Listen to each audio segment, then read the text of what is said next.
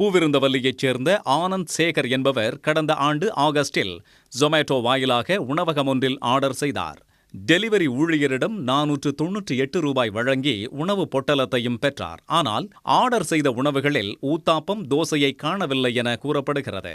இது தொடர்பாக வாடிக்கையாளர் சேவை மைய அதிகாரியை தொடர்பு கொண்டும் முறையான பதில் கிடைக்காததால் திருவள்ளூர் மாவட்ட நுகர்வோர் குறைதீர் ஆணையத்தில் ஆனந்த் சேகர் வழக்கு தொடர்ந்தார். விசாரணையின் போது வாதிட்ட ஜொமேட்டோ தரப்பு, பொட்டலத்திற்குள் இருக்கும் உணவின் தரம், அளவை தங்களால் கண்காணிக்க முடியாது என்றும் சம்பந்தப்பட்ட உணவகத்தையும் வழக்கில் சேர்க்க வேண்டும் எனவும் தெரிவித்தது.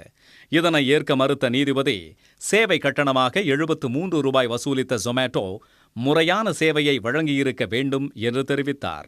மனுதாரருக்கு ஏற்பட்ட மன உளைச்சலுக்காக 10,000 ரூபாயும் வழக்கு செலவுக்காக 5,000 ரூபாயும் வழங்க ஜொமேட்டோவுக்கு உத்தரவிட்ட நீதிபதி உணவிற்கான பணத்தையும் திருப்பிக் கொடுக்க ஆணையிட்டார்.